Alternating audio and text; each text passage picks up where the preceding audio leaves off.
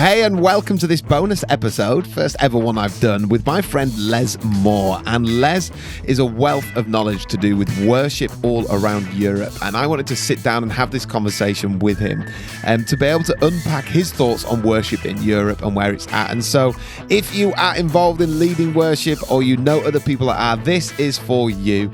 And I enjoyed chatting to him, and I know you guys will too. So Rich Martin's first ever bonus episode with Les Moir. I hope you enjoy. Les, thanks so much for joining us. And my pleasure, Rich. My pleasure.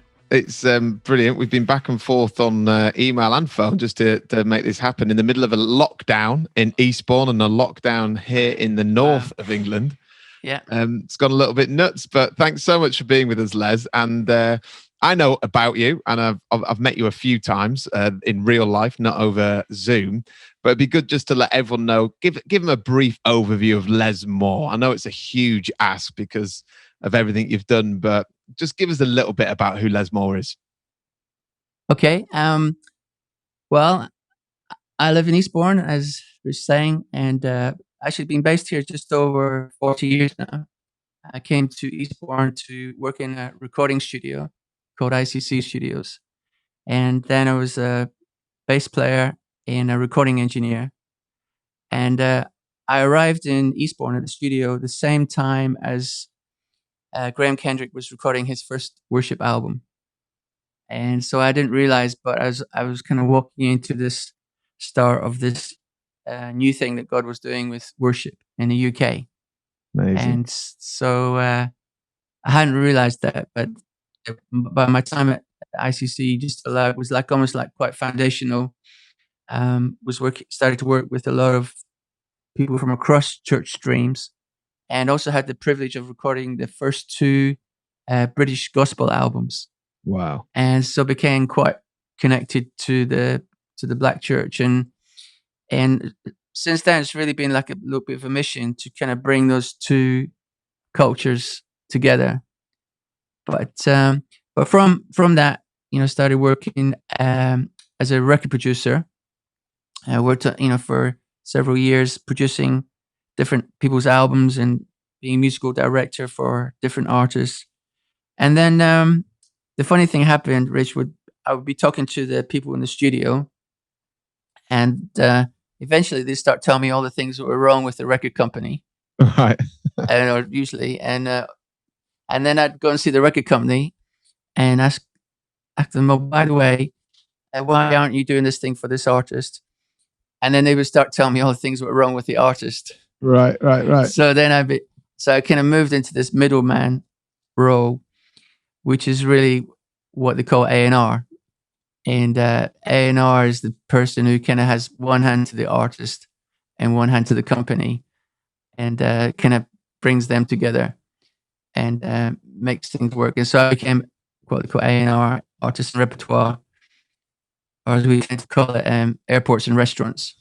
And so we went that on, and I loved it. I loved this whole thing of discovering, identifying really who God was using, what God is in, and then helping that and them develop.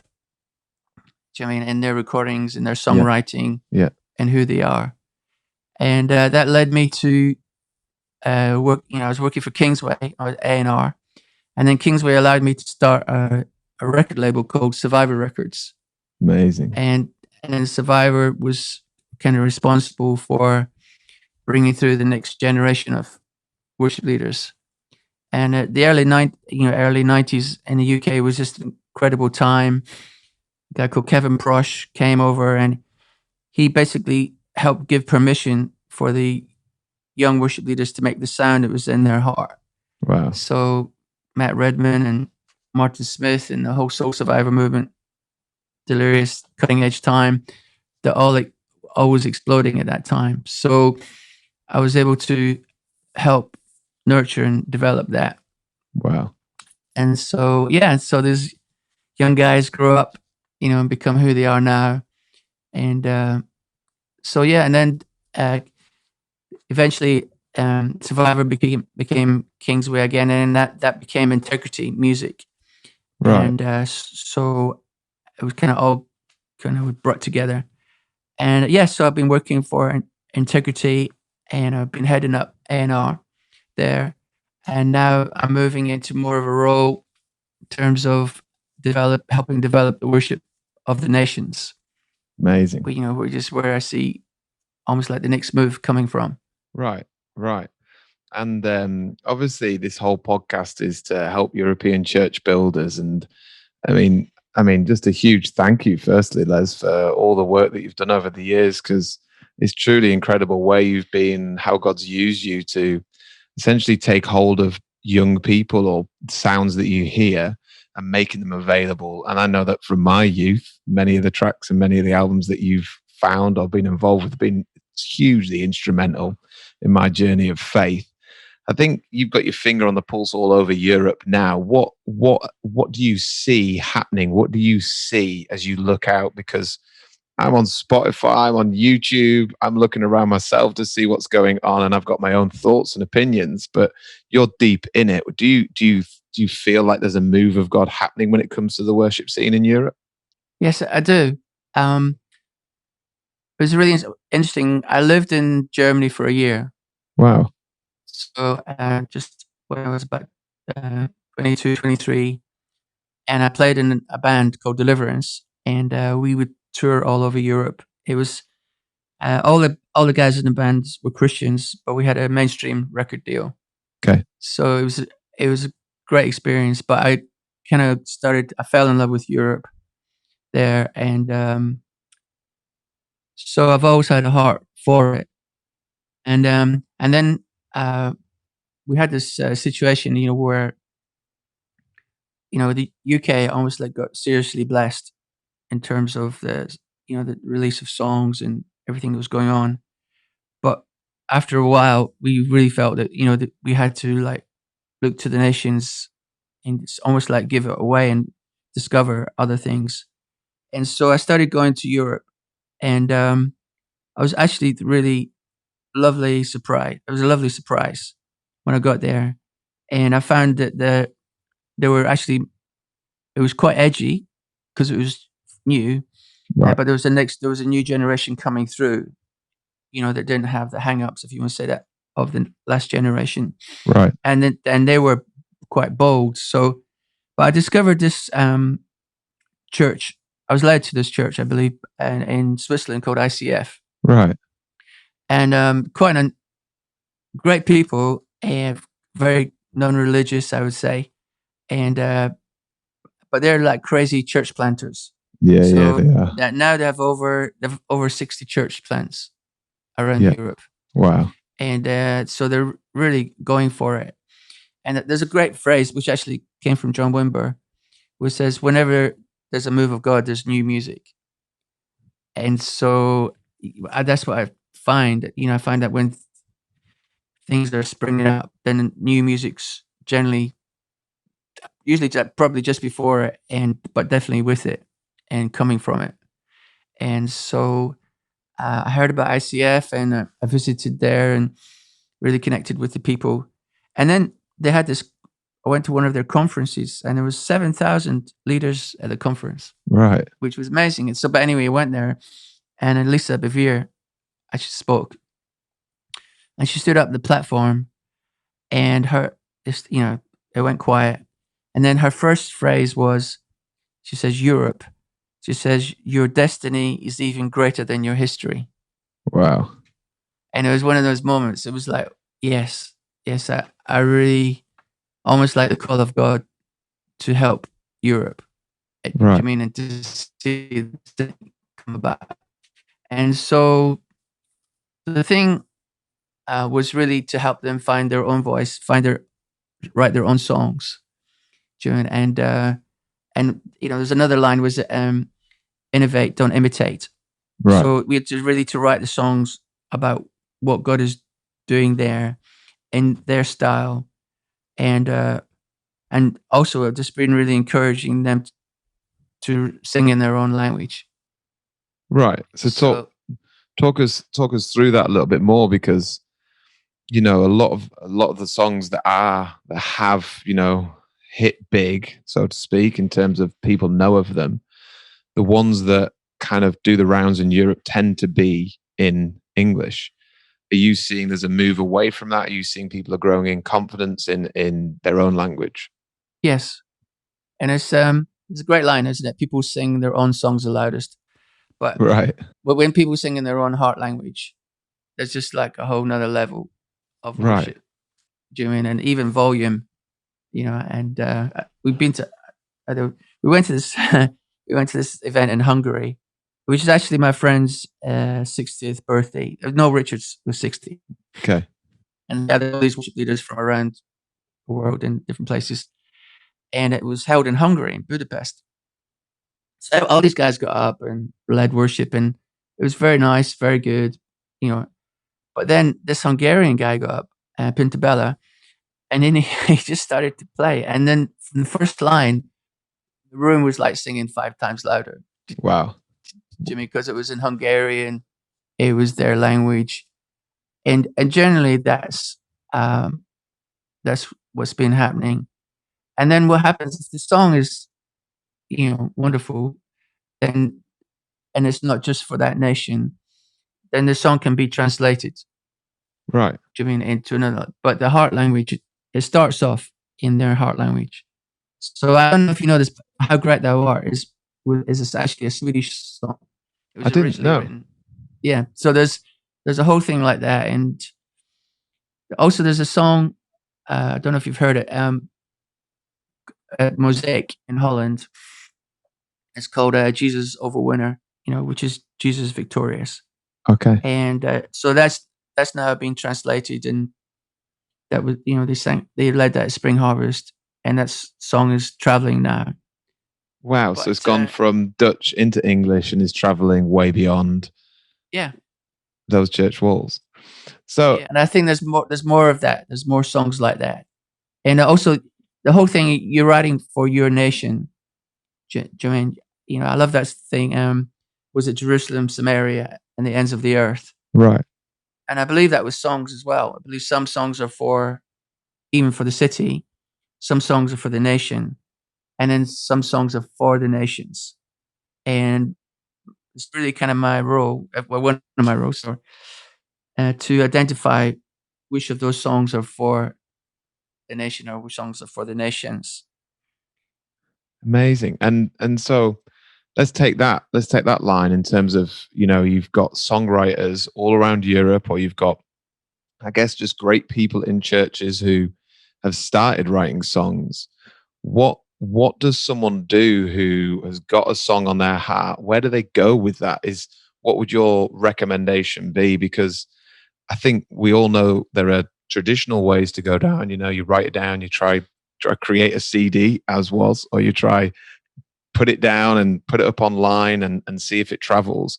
What's your kind of advice to any worship leaders, songwriters that say, hold up, we've got something here, we believe God's doing something with it here? Do they just call you direct, Les? Do we put your mobile number out now and tell them just call Les direct? Well, another thing that we've been doing, Rich, is we kind of realized that one of the strengths of the UK was community. Right, You know, so basically, the you know, even when we talk to people outside the UK, you know, we think is unique to the UK worship scene, if you want to call it that. But everyone talks about the community. Do you mean that everyone's in touch with each other? Everyone's, I think because Britain is not that big, you right, know, people are, you know, and connecting with each other and meeting with each other, and so so even in doing that, you know, when we say we went to Holland, and the first thing we did was gather the worship leaders. So we gather the worship leaders for different places, and let's meet together, let's amazing. eat, let's do that, and then you know, there's always different things, isn't there? From um, you know, the great line, "Community kills competition," Hmm, and so just building that unity, you know, God blessing the unity, and you know, community leads to collaboration, amazing. and then from collaboration comes innovation. So you know, so there's that whole thing of collaborating, sharing songs with each other. So quite an organic. feel, and then that's where a lot of the time where that's where you hear about new songs. Right. Do you mean? And they're introduced to, if you want to say, broader community, um, and then the great thing is that people start to sing other people's songs, Right. and so that's. I mean, we don't. That's not the reason we do it, but that seems to be like a fruit of it, and so. But I'm getting calls daily from people saying, "Oh, have you heard this song? Do you want me to recommend this song?" And so that's always been good. And then obviously Integrity now have this, We Are Worship, which is like, thousands of worship leaders, and if that gets a recommended song on there, then that gets uh, recommended to everyone. Right. But the thing for me is to really build community, and then from community, people start to share and collaborate, and Right. that seems to be the best way for things to happen. What about some of the landmark moments that you've seen over the years? What would you put as two or three of the landmark moments that you just think, God, that was a shift that I saw happening that God just did something with? Yeah, I was thinking about that. There's actually a couple of moments in Germany were really interesting. In the 80s, we did a vineyard conference, and it was a place called Ludenscheid, and it really was amazing. It was, I mean, I would say historic for the Mm. nation, and about 4 or 5 thousand people there, but we had incredible times of worship there, and I think we made 4 live albums from the conference. It was one of Wow. those, but it was one of those moments where it just like so many special moments. But that was, and the Vineyard movement actually had a great influence on Germany, and so that I felt that brought freedom. And then we actually did an event in the Berlin Olympic Stadium Right. called "Calling All Nations." And again, it was quite tough. It was a tough day in terms of, we weren't able to use the pitch, but it felt like we put a banner in the ground, and also we called the nations together.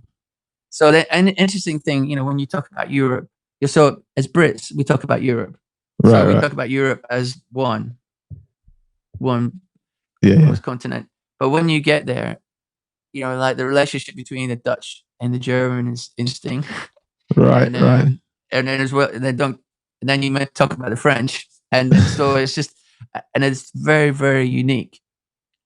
So even for me, going into Europe, it's really been having to build community in Europe, build trust, between the Dutch and the Germans, Right, and between the Hungarians. I mean, when you go to Hungary, again, just so much history, right. Yugoslavia, all that stuff that's Yeah, not there anymore. And, yeah. you really have to get to know those people and listen. So the whole thing of calling the nations together was significant. And I think there could be more events like that. Yeah, and obviously Corona's put a bit of a stop to a whole other stuff. Yeah. I know you were really involved in the stadium gathering that was happening in Hungary. What Yeah. what happened with that? Because that was supposed to be 2020, a huge stadium filled. People were going to be traveling all over. How's that gone since? Because I'm aware it didn't happen, and you actually took it Yeah. online. What happened Yeah. there? I mean, amazing. Yeah, that was gutting, I would say, because it's a beautiful, beautiful, brand new stadium.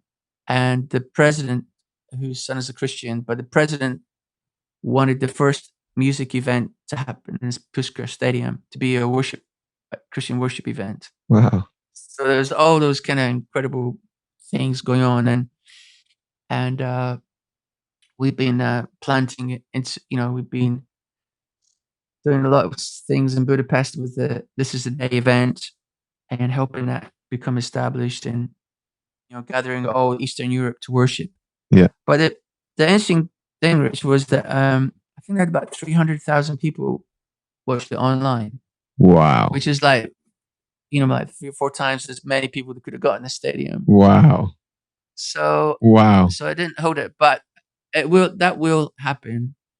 And but it's interesting. I mean, people don't know all that God is really doing those things in Eastern Europe, and so it's a bit like I feel that one of our roles is to put the spotlight on and say, do you know this is going on? Right. Even with ICF or Mosaic in Holland, Yeah.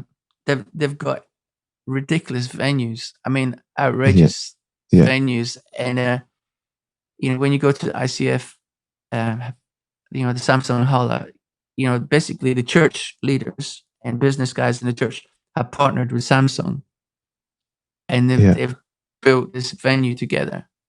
Yeah. Do you mean so during the week it's a mainstream venue, Sting, all these different artists play there, and then on the Sunday it's church, Yeah. and it's just it's just ridiculous how it looks, how it sounds. Sting's sound engineer. There's an interview with him. He says that the Samsung Hall is the best acoustics in Europe for any venue. Wow. Do you mean? And this is church. Yeah. And then you go to Mosaic in Holland, and they're using their venue, the Basilique, to film The Voice. Okay. For Dutch TV. So there's these things going on, as well as these worship songs that are rising in church meeting that I feel like we need to put the spotlight on and say this is what God's doing, and there's great line, isn't it? Jesus blessed what he saw the Father doing, Right. and so I feel that we can bless it. We can bless what God's doing there by letting people know this is going on and doing what we can. And do you see? I know I asked it at the beginning, but still coming back to the same question. Do you see some new stuff happening in Europe? Yes, I do.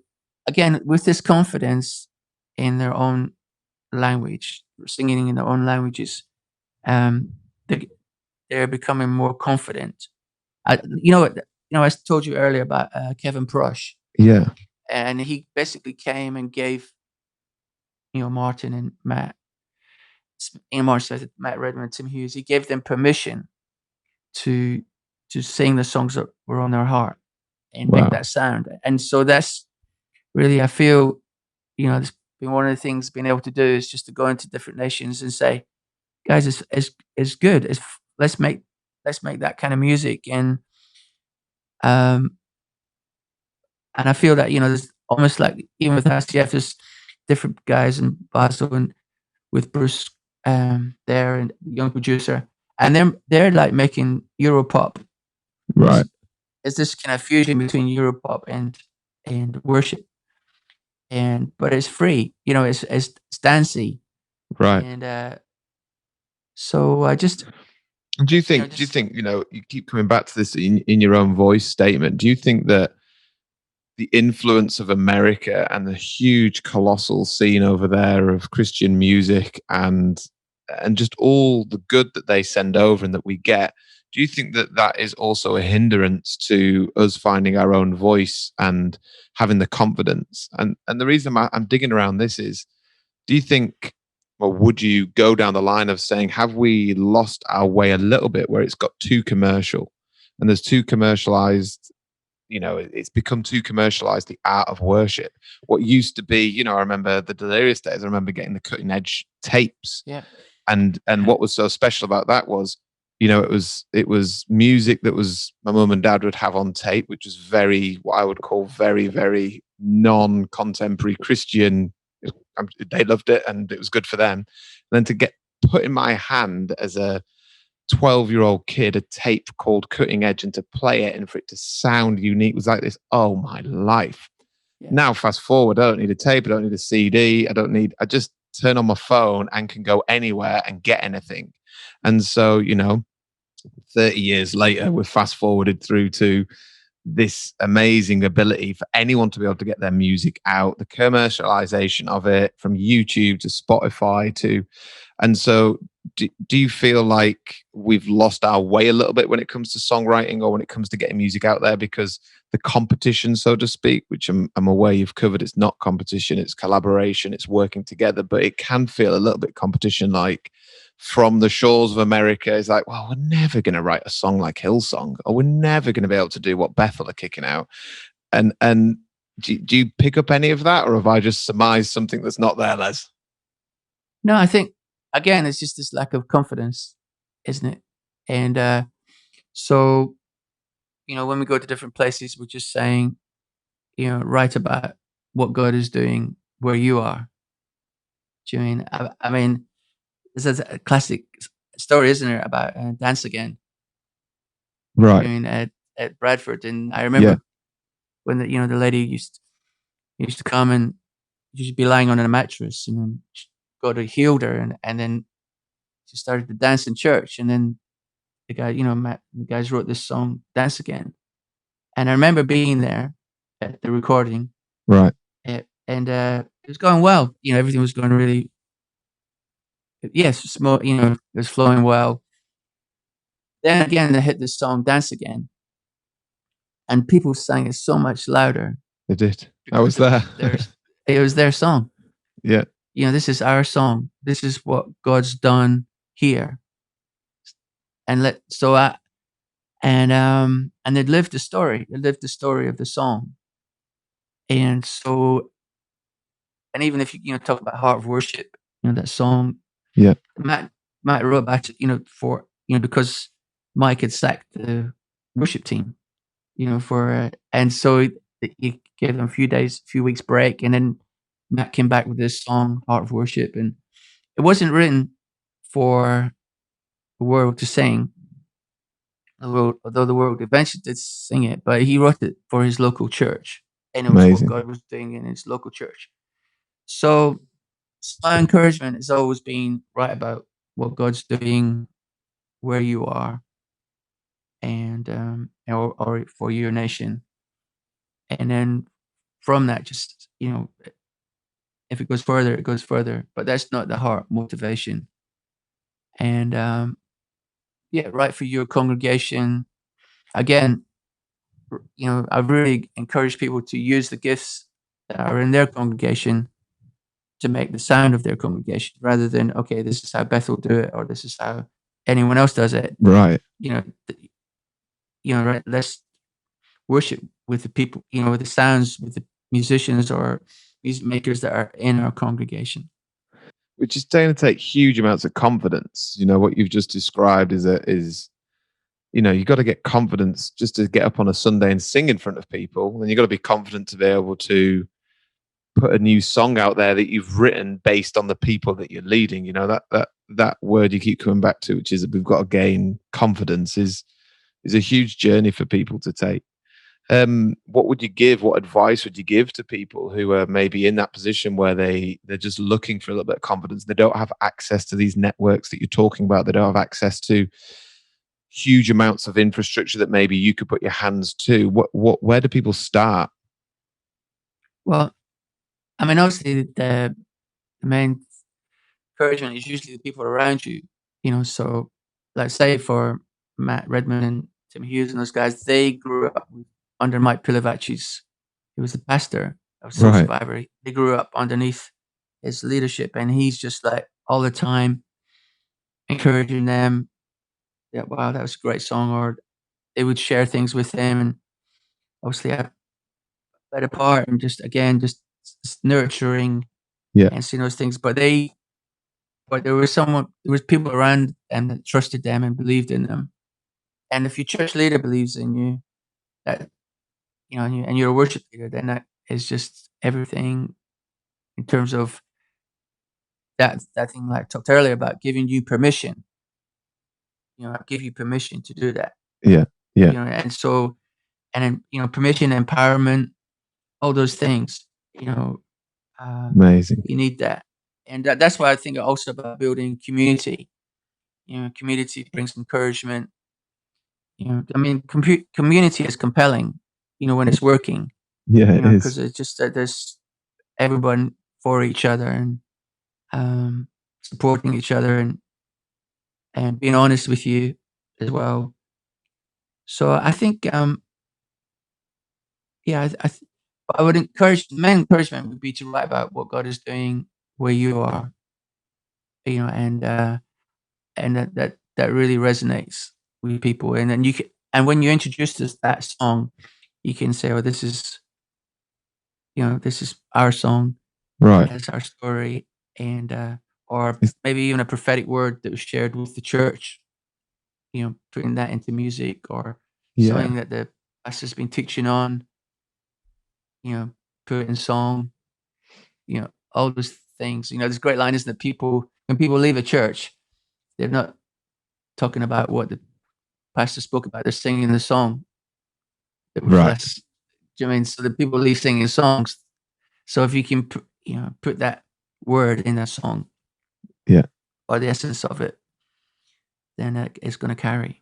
Amazing. Amazing. And I think what's great about talking to you, Les, is that you can see that you're all about an authentic writer, an authentic song that comes from somewhere. I Yeah. think I'd love to get your opinion and thoughts, Les, on when it comes to worship and money, and the minefield, I'm sure, of what that can look like when it comes to songwriters who write songs, or the dynamic between making a living from royalties to just all of what that encompasses.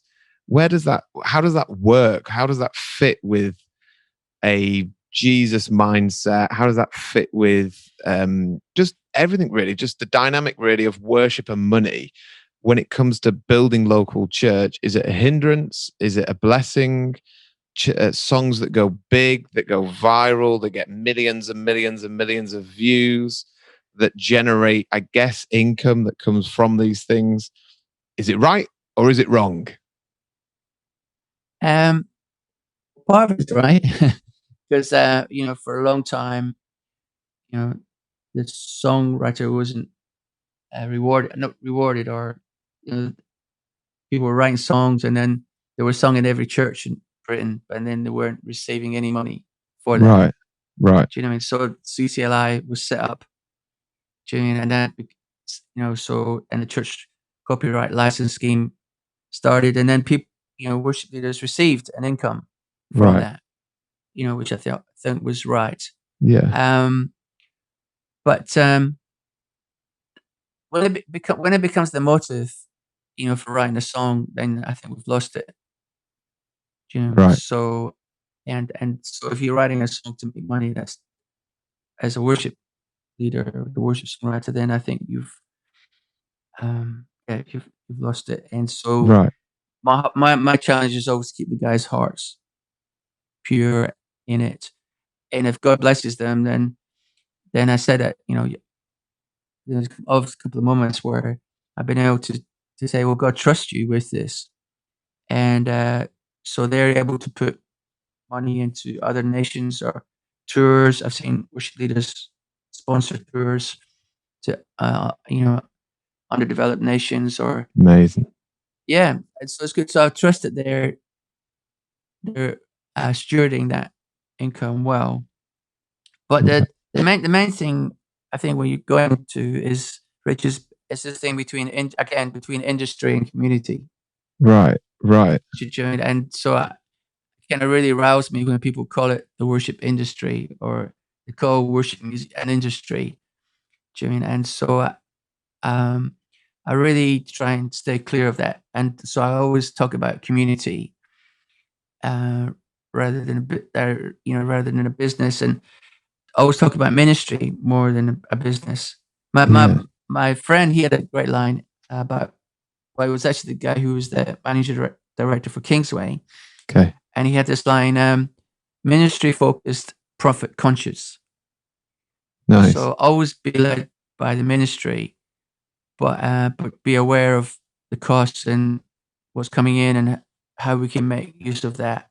And and obviously with Kingsway, there was this time when, especially after Wembley, when basically Kingsway signed a co-publishing agreement with EMI CMG at the time, EMI Right. Christian Music Group, Yeah. and then they took the worship songs of the UK around the world. So that suddenly, "Here I Am to Worship" was #1 CCLI song in Yeah. US, and all these things were happening. So we Kingsway got seriously blessed, but that's what I was saying earlier on. But then I said, "This is not for us. We want to start um, giving it away more. We want to be blessing the nations, Yeah. and we want to start to build highways so that the songs of the nations can come our way." And so it's almost been taking that money that was earned and investing it into development. Right. And that's from what I can tell, integrity now, that is the whole idea. It's not a profit making business. Any profit goes back into investment Yeah. into new artists or new songs, which I think's it's good or healthy that people know that. If they don't know how it works, is there's not some people making tons of cash off the fact that we can get another label or another artist up and running. It's more about, hey, look, it does cost to get music out there. It does cost to sustain an artist, or it does cost to be able to gather people together and make a recording. These things aren't free. Sound engineers through to mixing, through to all the stuff that goes with it. It's huge amounts of costs so that I on a morning can turn on Spotify and listen to some great worship, and that's what I do every morning, which I love. What's the what is the need of a record label now in 2020 when I can just put my stuff out there digitally? Previously, X amount of years ago, that I guess a record label was someone who was able to make all those avenues happen, hook you up with the right people, get it on the radio, all that kind of stuff. Whereas, it's not that radios are dying out, far from it, but it's still people. People will just tune into what they want to listen to, and I can put it out there as much as a record label. So what is the record label's role now when it comes to worship for people creating worship? Yeah. Well, I think the thing about a record label is that they've had experience, Right. so they know how it works. Do you know what I mean? So oh, you're gonna have to do this, you're gonna have to do that, or especially with two areas thinking about was A&R. So A&R basically looks after your development, Right. and usually people in A&R have made many albums, so they're just, I would call, wise people, experienced people. And when you sign with them, they bring their experience to you. So all the things, like say 15 years, whatever, of making albums, by signing with the label, you get that experience. Okay. So that's good. And then also with publishing, there's a whole thing, where, especially now with digital, is there's so many different places where finance is coming from, or where rights need looking after, translations, all those things. So they would they're just experienced. That's almost like we said. That's what they do, Hmm. and they become great at what they do. So you almost like you don't have to learn. You don't have to make mistakes. Right. Learning how it works. You can go to someone who already knows. Right. So it's like buying a house. Isn't it? You go to the stage and Yeah. they know it. I mean, so you just go to an expert, and that's really what a label should be. They're like the experts. And but I think there's a thing now called which is developing now, called label services. Okay. So you basically, okay, for this percentage, I'll go with the record company for this, or for high percentage, they do more. Or do you know what I mean? So you can actually, it's more like a menu. Okay. Nice. Like, Rather than you're either in or out. yeah. Great. And So what would you say? Like, if there is someone listening, like, God, I've got tracks galore coming out my ears, or I've got some great stuff. How do they reach out? Do they just email Les? Do they get hold of? Do they put it up on YouTube and hope it gets seen? If they think, God, we've just got something going here? yeah. Well, yeah. I mean, there's A&R. We have great A&R team, Integrity, and so it's great to contact them. Um, I'm working with a great guy called Steve Harding, and he's really, aware and tune what's going on. Um, YouTube is a great thing because then people start to see. I mean, YouTube is vital at the moment, and Right. people start to see it, and people can see how many views are catching on, and all these things, and that's almost like wow, okay, and that helps get people's attention. Yeah, definitely. To Definitely. so I think the YouTube is great, and then through views and through what's happening locally or whoever, then you're able to contact companies. So we've already got so Okay. many views on our YouTube, and Away but we go. it's interesting because of community, people are always talking about things, Right. so you learn about things that are going on. A guy called Cold Out Music is making some great music at the moment, and but everybody's kind of like aware of, Cold Out is and talking about him, or Okay. when it was Governor B was like that, a few years ago, and Yeah. everybody knew that Isaac was, breaking through, and Yeah. it's a Yeah. great line, isn't it? It takes a village to raise a child, and so as it becomes like that, that people become aware of. Oh, have you heard this guy? And people Right. start getting around it, and checking it out and helping and encouraging, and And you've written this book, Les, which I've got here, Missing Jewel. mm, And it's a brilliant, brilliant book which basically catalogues the history of worship in the UK and how it's come about. And I mean, Les, it seems like you're at every single corner possible. I mean, I've gone through the book, and it seems like it's like you've teleported yourself to every venue possible, and it's amazing how you've catalogued everything.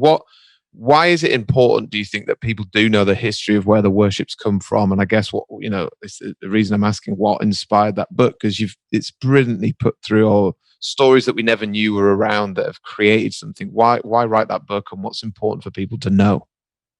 yeah. There's a great scripture, Psalm 71, I believe, because one generation shall tell another generation, Yeah. and that's how I felt. I felt that this generation coming through needed to know what price had been paid, and also to honor some of the guys that really were pioneers. And the wonderful thing about the UK, like, as I was saying earlier, is that with the community, the fathers and the mothers really, really brought through the sons and daughters. Amazing. So you go to other nations, and sometimes the older guys kind of hold it to themselves. But this in the UK, the fathers and mothers really encourage the sons and daughters to go for it. Amazing. And like when No Riches would go to Spring Harvest, and he would take Martin Smith with him. Martin would read a couple of songs and then stand back, and then Noah would read. So it's just there's been that thing where the fathers and mothers have brought through the sons and daughters, and so I wanted people to know the story, and then also just the way why what the root of these incredible songs and where they came from, Right. and for it to be an inspiration.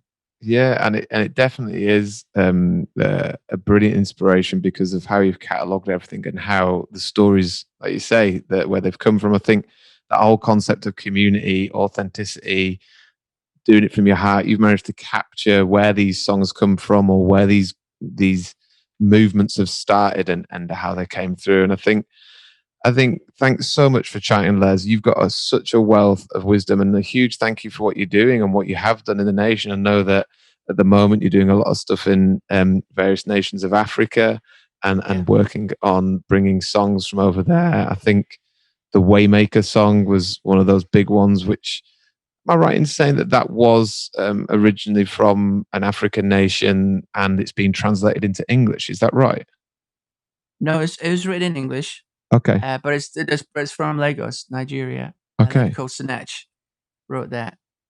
So we went there Amazing. in 2017, and yeah, heard that song, and it's just again one of those songs that it's not it's for further than and wider, broader than in Africa.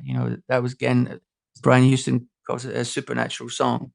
Yeah, definitely. That and so when you hear those songs, it's like, well, let's get this out as far as we can.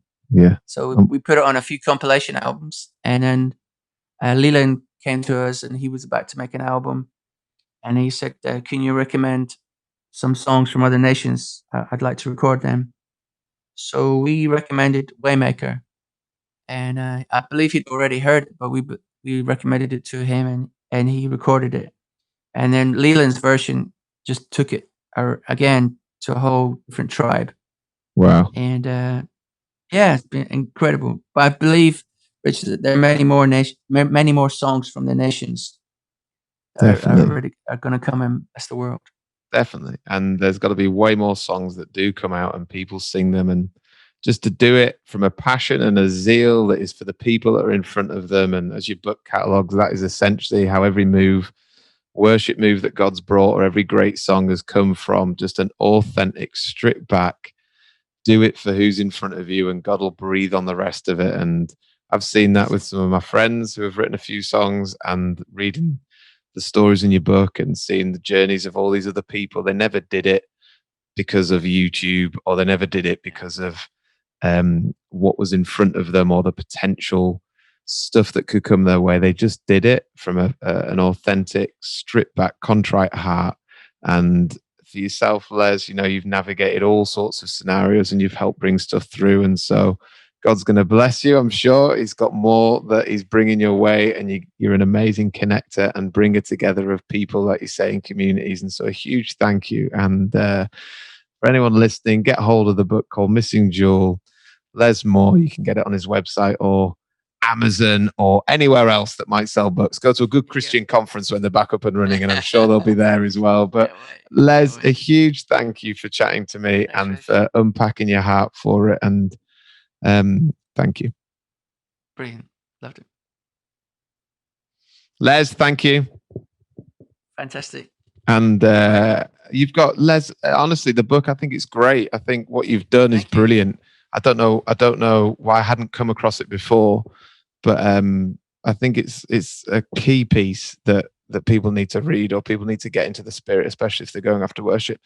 And I'm really aware, like with more churches in Europe, that there is a confidence problem. Like the more I talk to people when it comes to worship, there's a confidence problem because they're not able to get over this idea of, it doesn't sound like a Hillsong, it doesn't sound like a Bethel, it doesn't sound like a Stephen Furtick Elevation. And so yes, carry on. No, I didn't know if you could still hear. No, that's fine. It's trying to work. Yeah. So the confidence that they could get, if they can get confidence from listening to this, or if they could just have a spark of like, you know what, I think I could go do something. Yeah. I mean, the interesting thing, I probably should end with this, but even with Bethel, was that if you listen to the first two albums, there isn't really much anything special on it. But then they hit this one song. But there was the first kind of Bethel song to really go. Okay. And then after that, they were on a roll. And it's a bit like that. It's like even with Bradford, with I Believe song. I mean, once that hit, do you mean like almost like everyone was. Yeah. And there's a little bit more confidence among the writers. There's a little more confidence, like, hey, God can do something with it. Yeah, we did have to trundle through. We had to trundle through a lot of rubbish before that.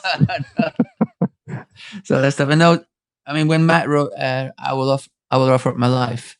Mm. And that was really kind of the first one to go broad. But after that, he was like up and running. Do you mean? So it just needs that, almost that. There's a song that can break throughs, and then everyone goes, yeah. It's almost like confirmed. And I wonder with social media and with what we're in the age of digital now, I wonder if this whole singing in your own language and singing a song for the people has got way more potential to go, because, millions of Germans can listen to German songs, and you have multiple millions of Germans listening to German songs, or French people, or Spanish, and we might never ever hear them, or they might never ever be translated, but it's gone. There's millions of people that sing these songs because it works for that people group. Yeah, that's what I'm encouraging people to do. So we had this great thing, but the ICF wrote guys wrote this song called Higher, and then it translated into German, who are, and then it was 2 weeks ago, it was the 30th year anniversary of the reunification of Germany. Mm. And basically they had at the inauguration at the service, they sang that song in German. Wow. So And that's what we need more of. But also on a local level, I think about here, obviously I'm in Leeds, Bradford area, and then you think of down London, and you think there needs to be songs that work for the people in that locality. It's not just English. Definitely. It's like songs that, even the Dance Again song, it works so well up here because we all sat and knew Amanda that walked in, so it all hit the roof because we were part of watching Amanda come in, week out. They helped. She came on the college. We all knew a story. So when someone wrote a song that was for them, it's like, who gives a rip if this goes around the world? We don't care. Like, it's done something for our people. And that's what I'm talking about.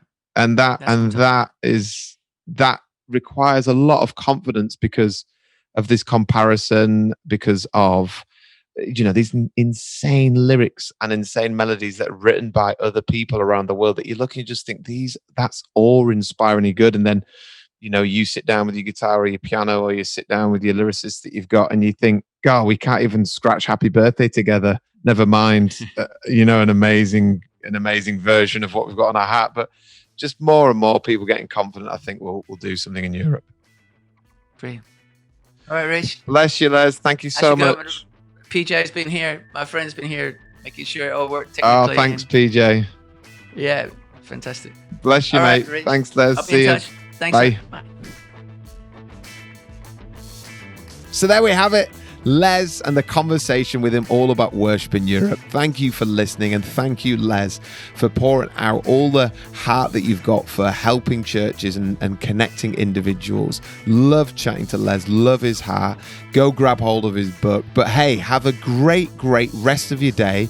I love you so much so that if I see you in person, I'll buy you a chocolate bar. How about that? Well, look, enjoy the rest of your day and catch up soon. Bye.